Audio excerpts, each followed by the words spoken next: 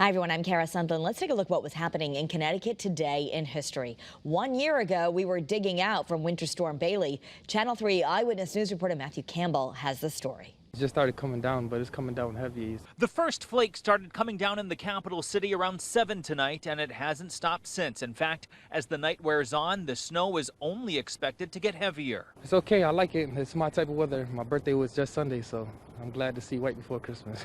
After a relatively mild winter earlier this year, Mother Nature is now making up for it. Shaquille Killebrew is doing something he hasn't had to do in about 12 months. That's move his car off the street into designated snow lots. In Hartford, the city opens up blue light lots and school lots so cars won't get towed.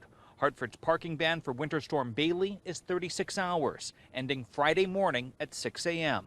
The parking ban is there so that our DPW team can do their work safely and well. We've got a lot of narrow streets throughout the city.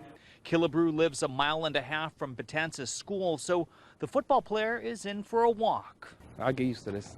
The coach said if you ain't moving around, you ain't getting warm, so hopefully I move quick enough to get warmed up. 5 years ago, a grieving mother got justice for her son. Matthew Campbell also reported on that story. On the count of murder, how do you find? I believe that's how they said.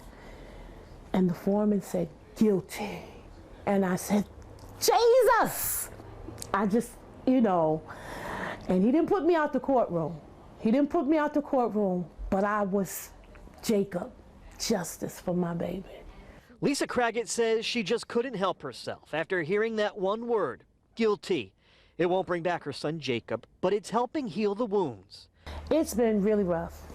I've always said, I don't wish this on any parent. And it's just been so long just waiting, wanting justice, praying for justice, And in a sense, I have it. On Thursday, a jury found 38-year-old Lamont Deuce Edwards guilty in the August 2014 shooting death of 15-year-old Jacob. The high schooler was in a car on Vernon Street, heading home to make curfew when Edwards opened fire just after 9 p.m. Police say Jacob's brother Joshua was also shot. Neither of them were the intended target. Killed my son on a mistake. Lisa says that's the hardest part, but her son's legacy will live on with an annual scholarship. They gave out their second $1,000 prize this fall, and she adds she can't say enough about the work put in by the police and the prosecutors, thanking them along with the jury. I said, I know my baby knows I'm feeling better, but now I'm not all the way there yet.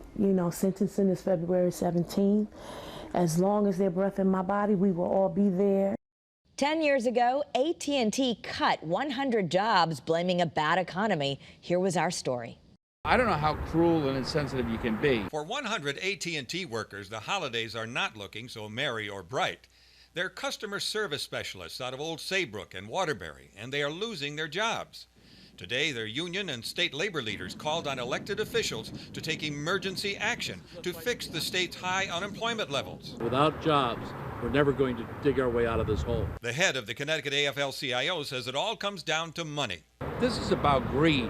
The top officers of this company last year, I think, received a 30 to 40% increase in sizable salaries, and yet they find a need to put 100, most of them, single moms out in the street right before Christmas. The people being laid off are operators who help callers with such things as directory assistance. They're being offered a severance package with the hope they will leave voluntarily next month. A spokesperson for AT&T says there's just no need for that type of worker anymore because more and more people are instead using their smartphones to get information. AT&T also tells us while those jobs are not needed, quote, we have hired about 200 UVerse technicians and retail employees in the last 6 months, and we are currently hiring over 70 more, end quote. The unions don't think that's enough. They want the company to bring back jobs from overseas. They made $13 billion last year. That's with a B. And that $13 billion should be invested in people in this country. And that's a look at today in history.